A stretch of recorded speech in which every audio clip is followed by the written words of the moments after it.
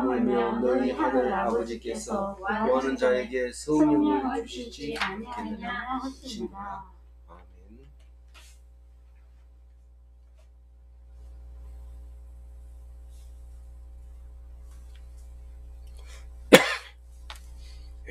오늘 말씀은 누가복음 11장 1절에서 13절. 예수께서 한 곳에서 기도하시고 마치심에 제자 중 하나가 여짜오되 주여, 요한이 자기 제자들에게 기도를 가르친 것 같이 우리에게도 가르쳐 주옵소서. 오늘은 주님의 기도를 그리고 그 기도 속에 들어있지만 구하라 하는 이 두 가지 이야기가 오늘 묵상할 말씀입니다. 어제는 성경을 어떻게 읽느냐, 읽는 방법에 대해서 얘기를 했죠. 그냥 읽지요. 그냥 읽으면 굉장히 힘들어지고 율법주의가 되고 그 짐이 무겁다. 그러나 거꾸로 읽으면 완전히 자유롭고 그게 예수의 방법이다. 그래서 방법을 가르쳐 주었는데 누가 이웃을 사랑하라 하는 그 계명을 지키기 위해 목숨을 다해도 불합격.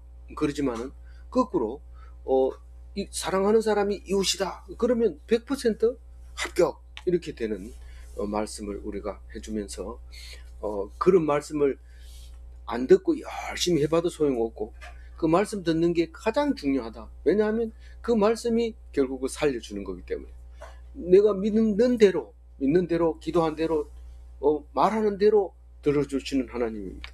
그래서 내가 사랑했지 않습니까? 그 사람이 이웃이지 않습니까? 이렇게 얘기하면 하나님이 합격 도장을 찍어주지만 모르고 아무리 열심히 해도 아주 제가 부족합니다. 아직 제가 이웃을 사랑하지 못합니다. 그렇게 말할 때 우리가 못했으니까 불합격 이렇게 하는 거죠. 그러니까 기도한 대로 말한 대로 그렇게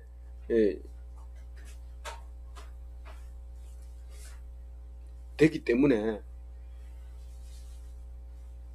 꼭 제일 중요한 것은 말씀 듣는 거.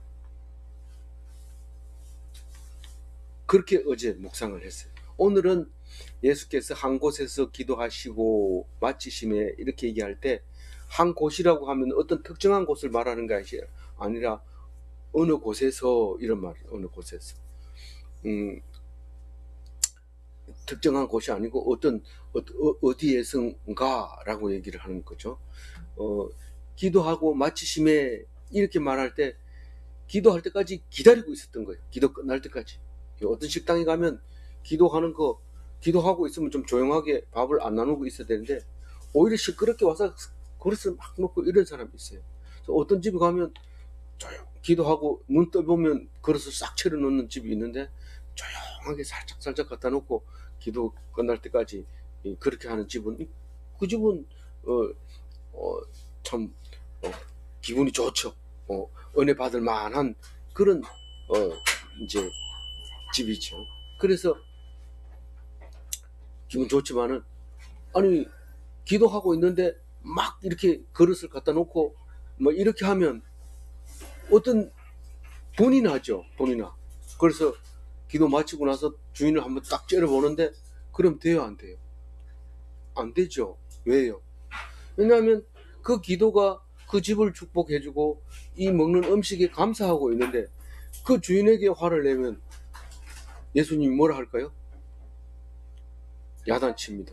우리가 이 집에 저주하러 심판하러 온 게 아니잖냐. 우리 밥 먹으러 왔잖냐. 그럼 밥을 차려준 것을 감사해야지. 그렇게 딱 하고 이제 얘기를 합니다. 그런데 제자가 누군지 몰라요. 어떤 제자가 질문을 하는데 요한이 자기 제자들에게 기도를 가르친 것 같이 우리에게 기도를 가르쳐 주옵소서 이렇게 말할 때 이때가 이제 그리스 시대잖아요. 그 철학이 흥행할 때잖아요. 그러니까 어디 가서 배울 때는 항상 제자들이 가르쳐 준 대로 해야 됩니다. 우리는 지금 여기 스승도 없고 제자도 없고 뭐 이름은 목사지만 모여가지고 그냥 성경 묵상하고 하고 싶은 대로 하고 생각나는 대로 다 얘기하고 거의 99%는 그렇게 생각하면 안 돼 이런 소리를 안 하고, 아 그렇게도 생각나는구나 이러면서 칭찬하고 이렇게 하지. 그거는 그렇게 해석하는 게 아니야 뭐 이렇게 하지는 않잖아요.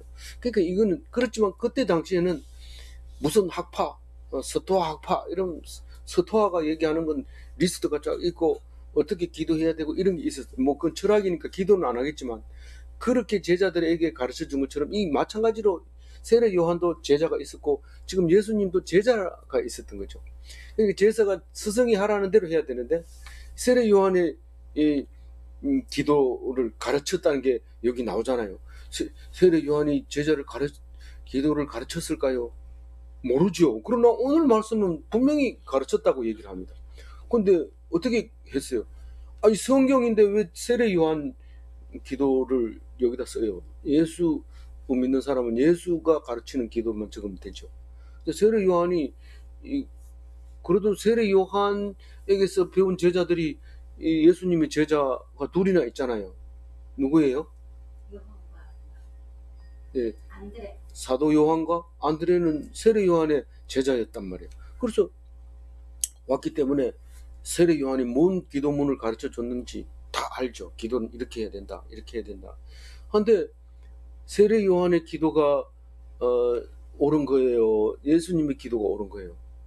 예수님의 기도가 옳으니까 세례 요한의 기도, 제자들에게 가르쳐준 기도는 여기 쓸 필요가 없는 거예요. 예수님하고 관계가 없기 때문에. 아니 기도했다는데 왜 성경에는 안 나옵니까? 이러고 막 물어보는 사람이 있는데 물어볼 필요 없어요. 그거는 딴 자료에 가면 있을 수도 있고 뭐 찾기는 어렵지만 2000년 전에 거니까. 그래도 이 성경 66권은 용케도 우리에게 2000년 뒤에도 받아볼 수 있었던 것은 축복이죠. 축복 중에 축복이죠.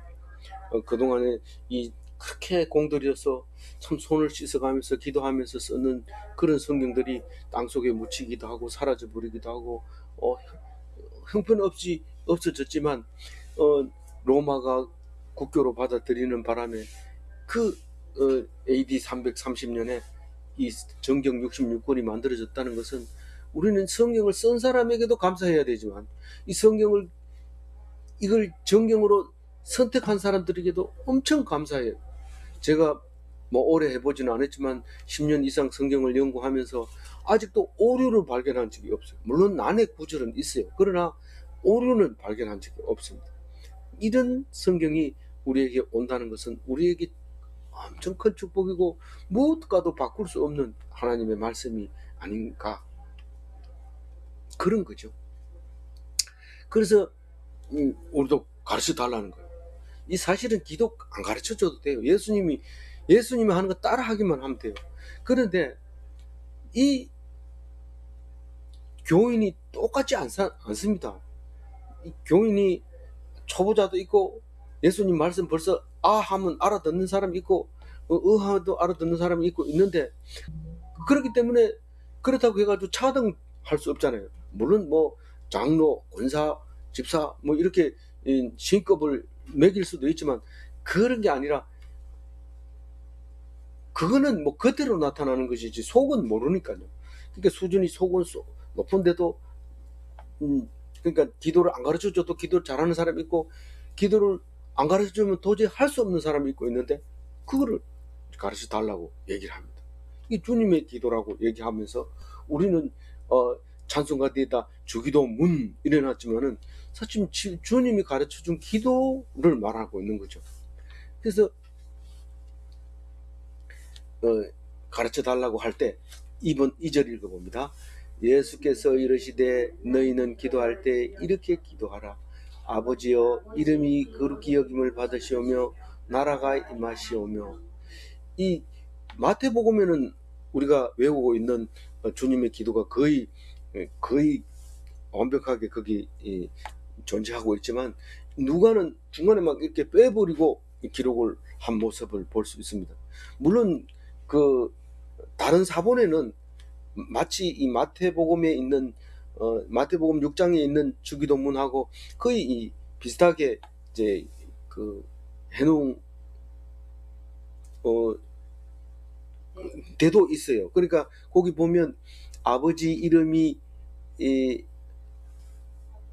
이 하늘에 계신 우리 아버지여라고 적어놓은 사본도 있다 이런 말이에요. 그 앞에. 예. 그리고 나라 임하옵시며 앞에 성령이 임하여 우리를 깨끗하게 하여 주시오며 하는 그 적혀 있는 사본도 있다 그런 말을 하고 있고요. 마지막으로 끝에 2절 마지막에 뜻이 하늘에서 이루어진 것 같이 땅에서도 이루어지기에 하옵소서라고 기록되어 있는 사본도 있다 하고, 여기 이절하게 해준 성경은 세번역 성경에 그렇게 나와 있어요. 다른 성경은 별로 이렇게 기록을 안 하는데 세번역이 지금 개혁 한글 다음으로는 아마 숫자가 많이 이제 읽고 있을 거예요. 이제 최근에는 이제 메시지 성경 이런 것도 읽고 있지만은, 그래서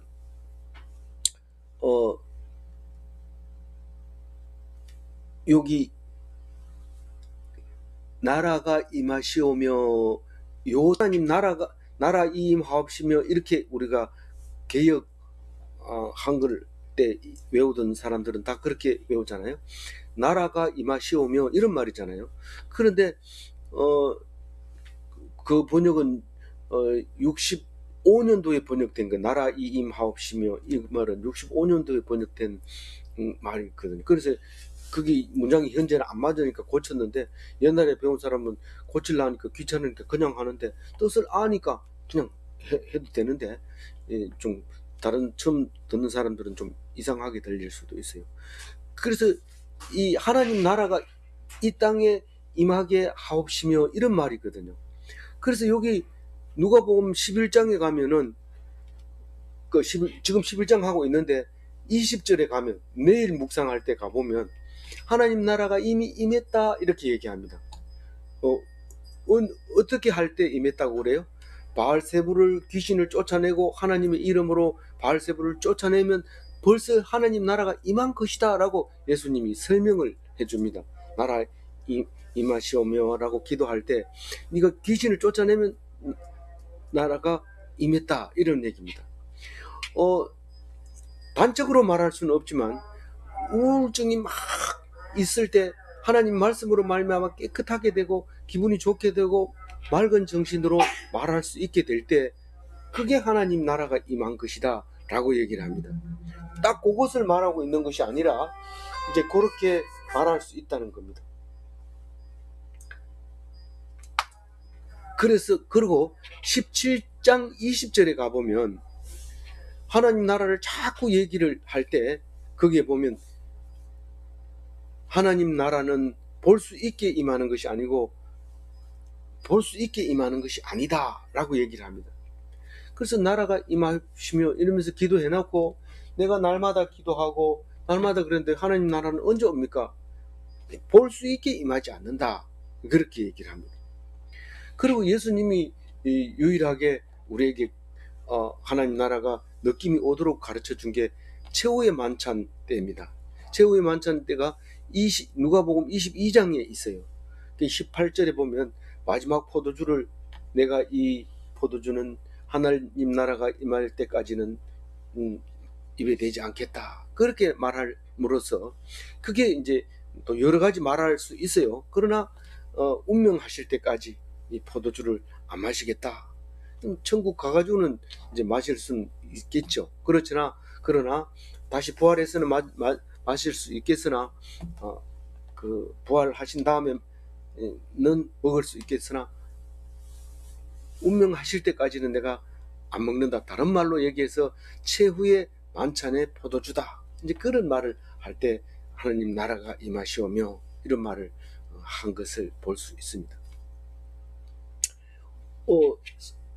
3절 읽어볼게요. 우리에게 날마다 일용할 양식을 주옵시고. 이 기도 안 할래요. 왜냐하면 날마다 주잖아요. 기도 안 해도 주니까 안 할래요. 요새는 너무 먹을 게 많아가지고 걱정인데 이렇게 하면서 안 하면 안 됩니다. 왜냐하면 그게 양식이기 때문에, 최소한 양식이기 때문에 이 다른 번역에는 내일 양식을 주시옵고 이렇게 번역한 데도 있습니다. 왜냐하면 날짜를 날마다 할 때 그 날을 아침부터 저녁까지를 날이라고 하는데 저녁에 먹을 거를 이제 기도하는 의미다. 그래가지고 저녁이면 날짜가 바뀌거든요. 내일로 이렇게 바뀌어버리니까 어떻게 했든 간에 내일 양식이라고 번역된 것도 있다. 그런 얘기를 하고 있습니다.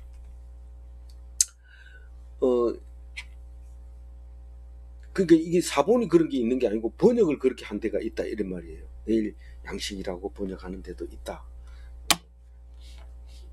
그 말을 하고 있고요. 4절 한번 읽어봅니다. 우리가 우리에게 죄지은 모든 사람을 용서하오니 우리 죄도 사하여 주시옵고 우리를 시험에 들게 하지 마시옵소서 하라. 모든 사람을 용서하오니 이거는 우리가 주기도문을 하면서 맹세하는 거나 마찬가지예요. 우리가 모든 사람을 용서한다. 우리가 우리에게 죄 지은 자를 사해 준 것 같이 이렇게 마태복음은 기록을 했지만 그걸 외우고 있지만 같은 말이에요. 4절이 예수님이 가르쳐 준 게 우리에게 죄 지은 모든 사람을 용서하오니 그 용서 안 할 수 없다는 거 다 한다는 거예요. 누가? 하나님 믿는 백성이. 용서 안 하면 어떻게 돼요? 안 할 수도 있죠. 안 할 수도 있지만 그건 기독인이 아닌 거죠. 기독교인은 됩니까? 기독교인은 돼요. 기독교인은 뭐 용서 안 해주고 주기도문 하고 나자마자 자기 발 바른다고 째려보고 뭘 하면 막 대들고 이러면 그는 기독인은 아니죠. 기독교인은 돼요. 그러니까 우리는 그 얘기를 지금 하고 있어요. 근데 이거를 거꾸로 읽으면 어떻게 해야 돼요? 어떻게? 우리가 어제 거꾸로 읽는 방법을 배웠으니까 내가 엄청 힘이 약해요. 그러니까 죄 지은 사람을 용서 안 하려고 해도 나한테 죄 지은 사람을 용서 안 하려고 해도 도저히 어떻게 할 방법이 없어. 그럼 어떻게? 예. 어쩔 수 없을 때 하나님이 네가 용서했다 이렇게 얘기해요. 하나님이. 이 성경은 놀라운 거예요. 그런데 이 능력자는 어쩔 수 없는 게 아니라 어쩔 수 있어요. 능력자가. 그래서 죄 지은 사람을 그냥 놔두지 않습니다. 네 잘못했지? 벌받아. 네 나한테 죄 지었지? 벌받아. 그 권력자는 다 그렇게 하지. 용서해주는 사람 혹 이제 소설이나 무슨 드라마나 여기에서 참 높은 사람이 엄청 죽을 죄를 지은 사람에게 용서를 탁 해줌으로써 자기에게 복종하게 하는 그런 이야기가 있지만은 보통은 자기를 대적하는, 그러니까 거의 대등하게 죄 짓는 사람들은 용서해 줄 수 없습니다. 뭐 미국이든지 큰 종교 단체든지 절대로 힘이 없으니까 할 수 없이 있는데 하나님이 네가 용서해 줬다라고 말하는 그 일뿐이지 절대로 그렇게 하기가 쉽지 않습니다. 그래서 부자가 천국에 못 갑니다 하는 것과 마찬가지입니다. 천국에 못 가지만은 그러나 하나님은 할 수 있다 그 말입니다. 그러니까 아무리 권력자고 할 수 있는 능력이 있다 하더라도 하나님 편에 서면 어쩔 수 없이 했는 것처럼 인정해 줄 수 있다는 거죠. 그게 믿음이죠. 딴 거 아니죠. 그건 특별 은총을, 하나님은 할 수 있다 이 말은 특별 은총을 말하는 거예요. 그건 일반적으로는 불가능한 일을 말하고 있습니다. 마태복음 6장 15절 한번 읽어봅니다. 너희가 사람의 잘못을 용서하지 아니하면 너희 아버지께서도 너희 잘못을 용서하지 아니하시리라. 이게 마태복음 6장 15절은 주님이 가르쳐 주신 기도를 다 마치고 그 기도를 해설하는 이야기가 15절 말씀입니다. 니들이 용서를 안 하면 절대로 용서 안 하겠다 그 말을 하고 있는 겁니다. 그렇기 때문에 주님 가르쳐 주신 기도를 드리고 나면 화내면 안 돼요. 그거는 그냥 종교 종교 활동을 한 거고 종교 의식을 한 거고 그거죠. 그래서 주님 가르쳐 주신 기도 드리고 나면 화내면 안 되는 거예요. 시험에 들게 이렇게 할 때 시험에 딱 들면은 그 시험을 통과할 수 있는 건 예수님밖에 없어요. 시험에 딱 들면 반드시 넘어갑니다. 야, 니 이런 일이 있는데 이렇게 한번 해봐. 다 그 얘기 듣죠. 우리가 귀가 죄를 사하여 주시고 이게 다윗이 도망갈 때에 그 사울 자손이 나타나서 욕을 할 때 그 요압보 가만히 있어라 하나님 이 소리를 들으시고 사할 줄 아냐 그 말씀이 생각나요. 네, 이따가 얘기해 주세요. 시험에 들게 마옵시고 이 말은 이 두려워하는 것으로 통과해야 된다. 무슨 말이냐면 우리는 V-Day까지 갈 때까지 마음을 두려운 마음으로 가야 돼요. 예수 하나님이 너는 구원받았다 했기 때문에 우리는 그냥 아무렇게 살아도 구원받는다. 우리는 구원받았잖아요. 예수님이 그렇게 말씀하셨잖아요. 이렇게 하는데 어법이 그렇게 완료형으로 해서 그런 거지. 구원 받은 것은 끝까지 보장은 받았지만 내가 그것을 수용을 해야 되기 때문에 끝까지 두려워해야 되는 게 시험에 들까봐 두려워해야 된다.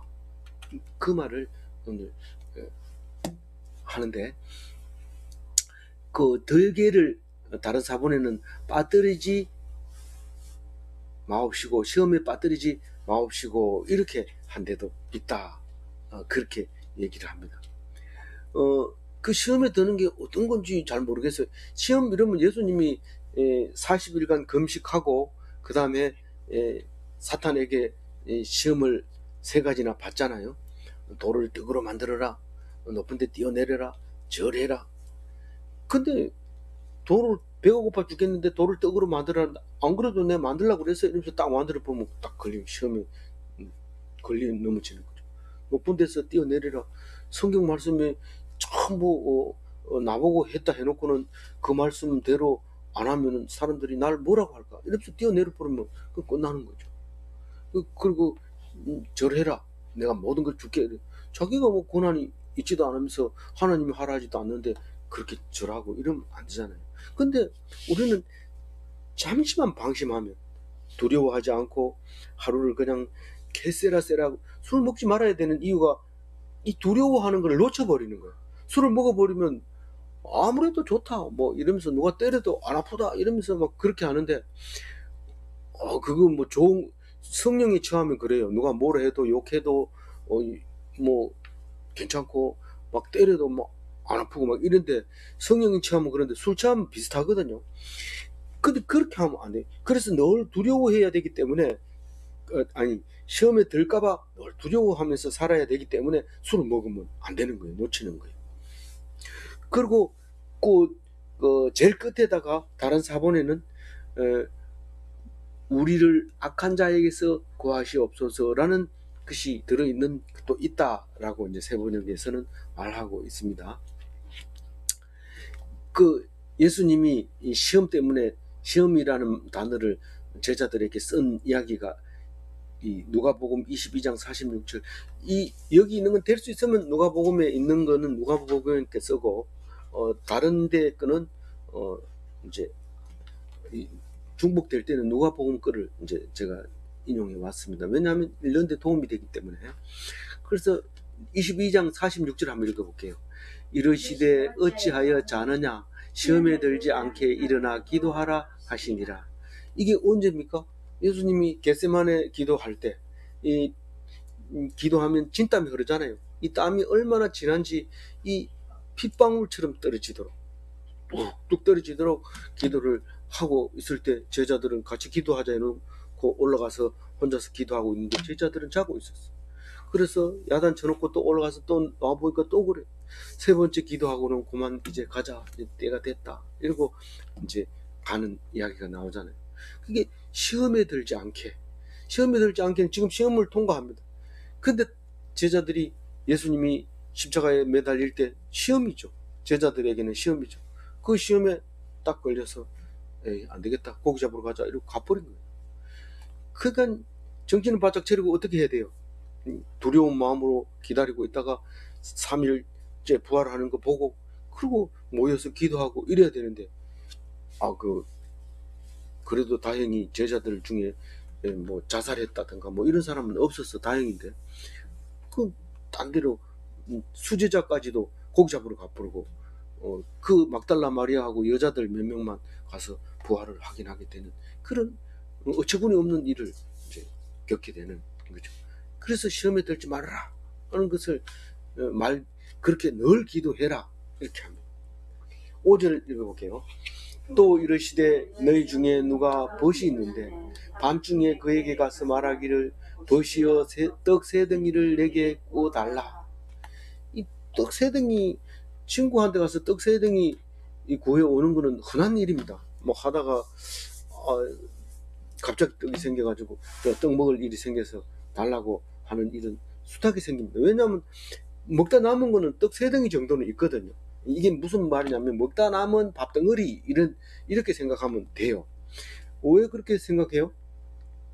이 떡 세 덩이가 겨우 요깃거리를 채울 그냥 시장김만 이렇게 없애주는 작은 양이다 이 말입니다. 그러니까 지금 한밤중에 이 먼 길을 달려온 사람이 굶고 왔는데 그 떡 세 덩이라도 있었으면 좋겠다. 그래서 청하는 사람 입장으로서는 아주 작게 뭐 나는 그만큼 없네 이러면은 안 나오면 그만이니까 아주 제일 작게 밥 한 덩어리도 없는가 이런 말입니다.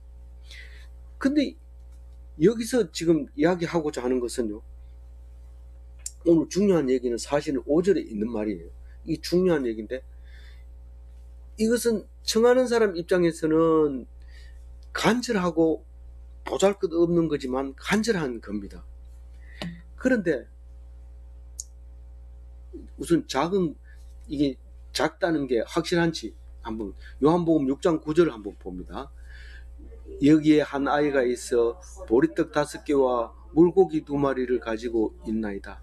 그러나 이것이 이 많은 사람에게 얼마나 되겠사옵니까? 5,000명 속에 보리떡 5개, 물고기 2마리는 5,000분의 1밖에 안 돼요. 식사거리. 뭐냐면 한 아이가 도시락을 가지고 왔는데 엄마가 자꾸 그 예수님 보러 가고 싶다 하니까 아이에게 엄마가 보리떡 5개하고 물고기 2마리를 넣어가지고 점심 먹으라 이러고 줬는데 그 아이가 참 천진난만하게 예수님이 하는 말을 다 듣고 이제 밥때가 됐다. 그러니까 너희들에게 무엇이 있느냐 이렇게 아이가 제일 먼저 뛰어가지고 나와가지고 여기 있는데요 하고 자기 도시락을 내놓은 거예요. 아이가 보리떡 5개 먹을 정도면 떡 3덩이는 얼마 안 되는 거예요. 얼마 안 되는 거예요. 근데 이 떡 5덩이 얘기가 나옵니다. 그 사무엘상 21장 3절에 있어요. 읽어봅니다. 이제 당신의 수중에 무엇이 있나니까 떡 5덩이나 무엇이나 있는 대로 내 손에 주소서 하니. 이거는 언제 한 말이에요? 다윗이 사울에게 쫓겨서 저기 제사장이 있는 곳으로 피신을 합니다. 그러면 그 제사장이 다윗을 알아보잖아요. 사울 왕궁에 있는 다윗. 사실은 다윗은 왕으로 기름 부음 받았지만은 일단은 사울이 살아 있는 동안에는 아직까지는 이제 왕이 아니죠. 그래서 이제 그 비파치고 또 노래도 불러주고 뭐 잔심부름하는 사람으로 있잖아요. 언제 발탁됐어요? 골리앗을 물리치고 똑똑하다 이래가지고 있는데 겐지도 모르고 이제 불러가지고 노래 불러주고 이렇게 하죠. 그러다가 이제 이게 모르고 그런 거가 아니고 다 알았기 때문에 모른 척 하는 거죠. 그러니까 아는데 모른 척 하면 머리가 맑아지지 않은 거 허리멍덩해지고 꿈속에 막 나타나고 이래요. 그러니까 이게 막 모른 척하고 막 창을 던져가지고 죽이려고 하기도 하고 그 다윗을 제거하려고 막 제정신이 아닐 때 그때 이제 그 아들 요나단이 니는 가라, 도망가라. 네가 다음 왕은 다윗 네가 하고 그 다음에 내가 왕 할게. 그래가지고 요나단이 보내잖아요. 그래서 요나단은 뭐 나중에 다윗 왕권을 얻기 전에 아버지하고 같이 죽어버리잖아요. 그런데 그 도망을 이렇게 갔는데 제사장이 딱 만나가지고 아이고 어쩐 일로 여기까지 옵니까? 그러니까 우리 왕이 심부름으로 왔는데 아무에게도 얘기하지 마라. 그런데 떡 5덩이가 있으면은 내놔라.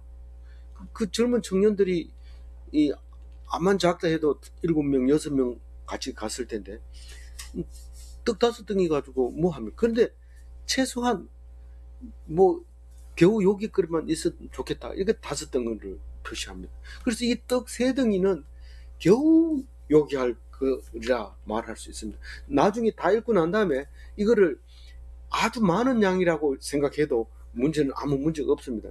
양에 대한 중요한 얘기는 아니고 지금 양이 적다고 생각하고 우리가 읽어보고 또 다시 다르게 생각을 해보기도 하자는 거죠. 그래서 떡 3덩이라고 지명했는 것은 그런 의미를 네 나름대로 생각해봐라 하는 얘기죠.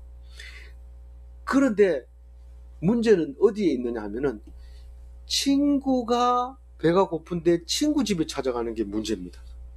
여러분 그게 그렇게 쉬운 일이 아니거든요. 친구가 왔는데 친구 집에 가서 떡을 빌리는데 그것도 한밤중에 그것도 많이 빌리는 것도 아니고 조금 빌리는데 이거를 자는 사람 깨워가지고 떡을 달라고 그러는데 이게 좀 분위기가 안 맞는 거죠.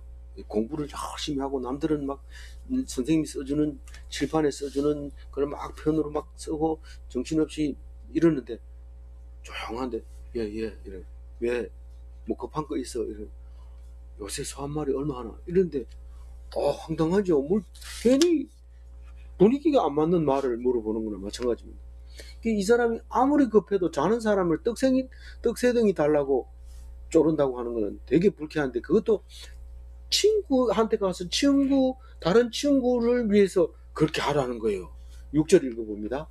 내 벗이 여행 중에 내게 왔으나 내가 먹일 것이 없노라 하면 야, 네 먹을 거 없으면 그냥 재워. 내일 아침에 먹이면 될 거 아니야. 네 지금 나를 뭘로 생각하는 거야? 이러면서 그것도 뭐 왕이 왔다 그러면은 그때는 내가 자다 일어나서 옷 갈아입고 떡을 해서라도 내가 갖다 주지만 네가 만약에 그럴 거라면 네가 나한테 오겠느냐? 뭐 온갖 얘기를 다 할 수 있습니다. 근데 여기서 얘기하고 싶은 거는요.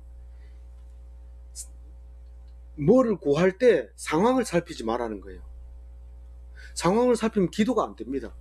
우리 아들이 이 장교 훈련을 받는데 이 조교는 계급이 뭐 병장인가 뭐 그렇잖아요. 뭐 아니면 하사든가 뭐 이런데 계급장 딱 떼고 조교하잖아요. 그런데 얼마나 굴립니까? 나중에는 어떻게 될 값이라도 막 엄청나게 굴려야지 나중에 장교 될 수 있다 이래가지고 막 굴리는데 하루는 들어와서 너무 힘들어서 기도를 하는데 제 조교를 좀 혼내주세요 이런데 기도 중에 두 사람이 교회 다니는 것 같아. 그래가지고 같은 하나님인데 누구 편에 들어줄까요? 하나님 내 편에도 못 들어주고 조교 편에도 안 들어줄 텐데 내 기도 안 들어주면 어떡하나. 기도하다 말고 멈춰버리는 거야. 안 하는 거야. 그러니까 점점 괴로워지는 거야. 그렇게 하면 안 되는 거야. 상황을 보지 말고 내 입장만 계속 주장을 하라는 거예요. 그래야지 그걸 들어준다는 거예요. 뭐처럼? 어리석은 아이처럼 아무 생각 없이 니 뭔 생각도 없냐? 아무 생각 없어. 나는 막 배고프단 말이야. 막 달라 말이야. 그렇게 하라는 거예요. 어린아이가 엄마 젖 먹다 말고 이거 돈을 벌어야 되는데 이러면서 신발 신고 나가면은 엄마가 기절하려고 그러죠. 뭐 이런 아이가 있나. 어린아이는 그냥 젖만 주면 해. 그리고 없으면 뭐 그냥 좀 울다가 있으면 좀 먹고 그게 어린아이인데 그렇게 구하라는 거예요. 그렇게 사정을 생각하지 말고 부탁받은 입장에서는 먹어도 되고 안 먹어도 되는 건데, 우리는 지금 온 식구가 조용하게 잠을 자고 있는데 나가서 부엌해가지고 열어가지고 소뚜껑 열어서 밥 한 그릇 먹다 남은 거 챙겨가지고 갖다 주려고 그러면, 이것 때문에 니 밤에 와가지고 그렇게 하냐. 그냥 좀 재우지. 쉽게 말하면 담배 한 대 피우고 싶어가지고 친구 깨워가지고 담배 한 대 더, 내가 지금 없어서 그런데 기분 나쁘죠. 아주 기분 나쁘죠. 그렇게 하니까 7절 읽어봅니다. 그가 안에서 대답하여 이르되 나를 괴롭게 하지 말라. 문은 이미 다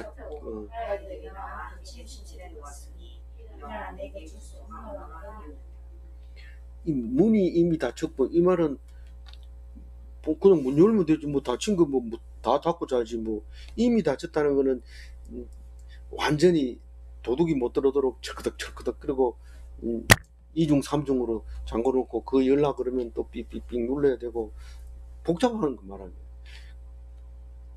우리는 잘 모르지만, 이게 배경을 잘 모르지만, 애들이 같이 자기 때문에 내가 일어나면 다 일어나고 불 켜면 불 밝아서 다 깨야 되고 난리 법석을 떼어야 되는데, 그 떡 세 덩이 때문에 내가 일어나가지고, 그런데 좀 귀찮게 하지 말고 좀 가면 안 되겠나? 죽을 지경이 아니거든. 내일 보자. 이렇게 얘기하는 거죠. 8절 읽어봅니다. 내가 너에게 말하노니 비록 벗됨이로 인하여서는 일어나 주지 아니할지라도 그 간청함을 인하여. 이건 뭐 그거 도저히 뭐 이건 저기 네 친구기 때문에 내가 할 수 없이 주는 게 아니고 귀찮아가지고 주는 거예요. 안 그러면 안 가고 계속 그 앞에 있으니까 이 친구처럼 구하라는 거예요. 누가 들으면은 쪽팔리잖아요. 니 그것 때문에 친구 깨웠나? 이야, 니 좀 모자라는 거 아이가? 그 앞에서, 문 앞에서 기다리는 것도 부끄러워요.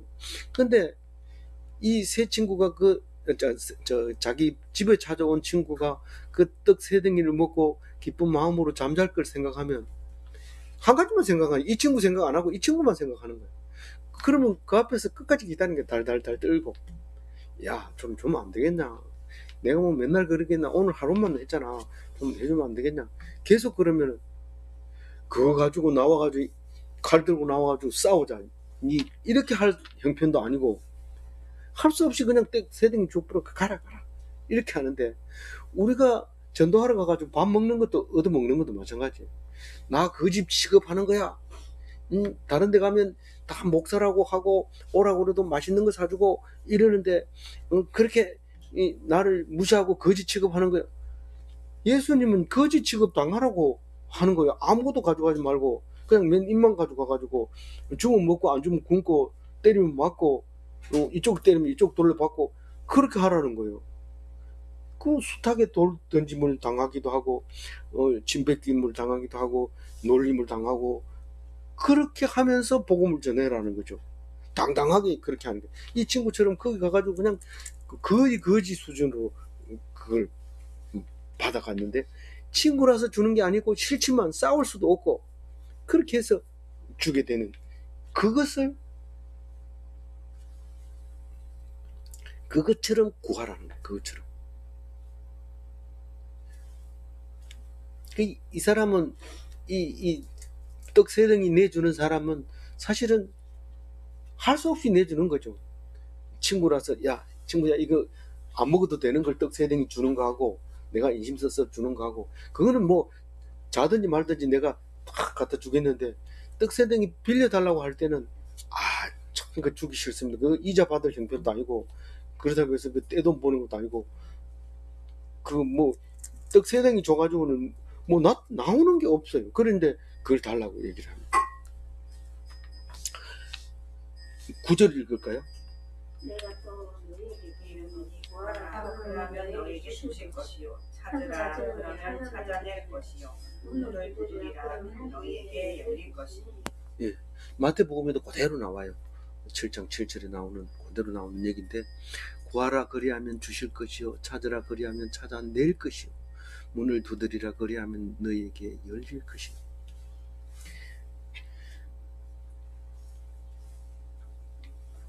너무 잘하는 얘기. 10절 읽어봅니다. 구하는 이마다 받을 것이요 찾는 이마다 찾아낼 것이요 두드리는 이에게 열릴 것이다. 구하면 받고 찾는 이가 찾고 두드리면 열리고. 11절 읽어봅니다. 너희 중에 아버지 된 자로서 누가 아들 생선을 달라하는데 생선 대신에 뱀을 주며 알을 달라하는데 정가를 주느냐. 예. 이거는 지금 중요한 얘기 13절을 하려고 11절 9절부터 12절까지 쭉 얘기를 합니다. 그럼 9절부터 12절까지 할 때 듣기 싫습니다. 다 아는 얘기 왜 자꾸 합니까? 제일 끝에 얘기를 하려면 이걸 해야 돼요. 안 그러면 그게 뭔 소린데? 이상한 소리 하네. 문자를 축소하면 뭔 말인지 못 알아듣고 길게 하면 길어서 안 읽고 문자 읽게 하려면 힘듭니다. 근데 막 읽든지 안 읽든지 하고 싶은 얘기 다 하는 거죠. 찾으려면 구하면 주시고 찾으려면 찾고 문을 두드리면 열리고 구하면 받고 찾는 이가 찾고 두드리면 열리고 생선을 달라고 하면 생선을 주고 계란을 달라고 하면 달걀을 준다. 중국 연변에 갔더니 계란 이렇게 써놨는데 파는 사람이 지단 이렇게 하더라고.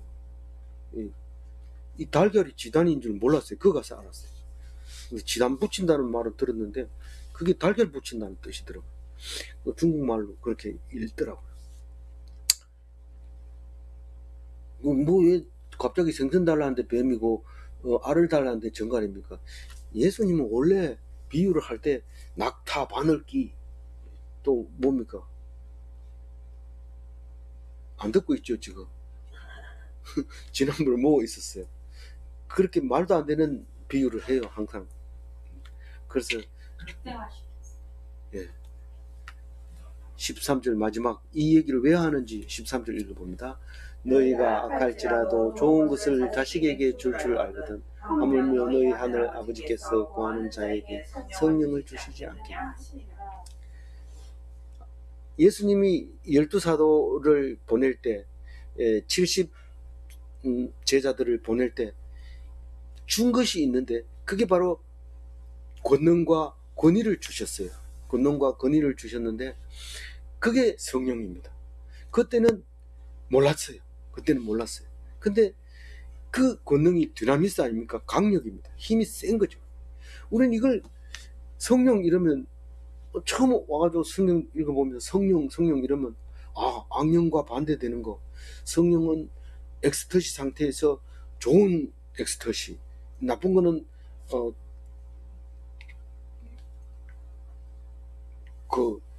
악령 이렇게 하는 거구나. 그렇게 생각했는데 그게 아니고 아까도 말했지만 성령이 임하면 꼭 술 취한 거하고 비슷해요. 뭐 누가 욕해도 히 웃고 때려도 안 아프다 이러고 뭐 그런 거예요. 거기 고린도전서하고 데살로니가에 보면 거기 뭡니까? 전신갑주를 입은 거예요. 말씀이 전신갑주를 입은 거예요. 독화살을 싸는데 니까짓 게 인간이야 막 이런데 아무렇지도 않아요. 도구를 썼기 때문에, 흉배를 붙였기 때문에 막 온갖 질병이 달려들어도 견뎌내는 거예요. 온갖 귀신 달라붙어도 다 이기고. 그게 권능과 권위인데 이 권능은 드나미스, 권위는 엑수시아. 이 엑수시아는 육체적이면서도 정신적인 힘입니다. 그러니까 그 권위에 딱 서면 함부로 공격도 안 하고, 이 권능은 어떤 것도 물리칠 수 있고, 더 권능은 공격적이고 권위는 더 수동적이죠. 그런 쪽으로 주는데 그게 성령인데, 하나님께 이게 뭐 멀쩡히 있다가 심심한데 성령 좀 달라고 해볼까 이러면서 하나님 성령 주세요 이렇게 하는 게 아니라, 여긴 13절 말은 그냥 아버지께 구하는 자에게 성령을 주시지 않겠느냐 이렇게 얘기하니까 심심하면 성령 구해야지 이렇게 하는 게 아니라, 힘들고 어렵고 고난을 당할 때 하나님께 기도하면 힘을 주고 권위를 주는 것이 성령을 주는 건데, 기도원에서는 멀쩡한 사람 불다 놓고 막 성령 주고 이러는데 잘 안 옵니다 성령이. 근데 힘들고 고난 속에 있으면 딱 오는데, 기도원 가는 사람들은 이제 마음이 우울하거나 참 해결 못할 문제가 있거나 그때 기도원을 주는 거니까 성령을 그때는 주죠. 막 굴붓듯이 부어주는데, 그렇지 않고 그냥 별로 할 일이 없어서 가서 할 땐 그건 안 오는 거죠. 그래서 우리는 힘들 때 어려워하지 말고 하나님께 구해야 되는데, 구하려고 그러면 자꾸 눈치 보여요. 우리 국회의원 하는 삼촌한테 예수 믿으라고 말할 때도 생각해 봅니다. 저 사람은 예수 믿으면 교회도 잘 나갈 시간도 없는데 전해서 되겠는가? 그런 얘기 하지 말고 네가 진짜로 그 사람에게 해주고 싶을 때는 언제든지 해라. 그리고 하나님께 내가 성령의 힘으로 저 사람들에게 무엇을 할 수 있도록 해주세요. 그럼 도와주신다. 절대로 반대로 뭐 악령을 주신다든가 이런 일이 없으니까 꼭 구하라. 그 얘기입니다. 정리하면은요, 환난 때 보통 사람은 환난 때 힘을 잃고 허둥대면서 갈팡질팡합니다. 이게 보통 사람이 당연한 거예요. 이상하게 여길 필요 없어요. 그러나 기독인은 하나님께 구하고 힘을 얻습니다. 보면 알아요, 기독인인지. 담담합니다. 어떤 사람은 급한 상황인데 사고가 나가지고 막 다쳐가지고 피를 철철 흘리는데 하나님 이러고 있어요. 그러면 하나님이 너무 허둥대지 마라. 정신 차려라. 그러면 119가 생각이 나요. 근데 어떤 사람은 야야 119 전화해야 되는데 몇 번이냐 이런데 119다 이러면 맞다 이러면서 이렇게 하는데 정신 차리고 있어야 돼. 그래서 정신 차리고 있으면 기독인이고 뭐 헛소리하고 이러면은 보통 사람이고, 그렇게 생각해 주시면 되겠습니다. 다 멋진 기독인이 다 되시기 바랍니다. 기도하겠습니다. 하나님 감사합니다. 우리는 예수님이 안 가르쳐줘도 다 눈치를 보고 예수님이 하는 모습을 보고 다 기도할 줄 알게 되는데 일일이 가르쳐 주시고 어떻게 하라 하시니 감사합니다. 이 말씀을 늘 믿고 따라서 항상 기도할 때 주님의 기도를 할 수 있게 하여 주옵소서. 우리가 하나님께 무엇을 구할 때에 이것저것 사정 생각하면서 나름대로 생각하고 구하지 않은 것을 용서하여 주시고, 오직 주님 나만을 위하여 일하고 계시는 것을 압니다. 내가 젖먹는 어린아이처럼 배고플 때 부르짖어 울게 하여 주시옵시고, 내가 돈을 안 벌어도 된다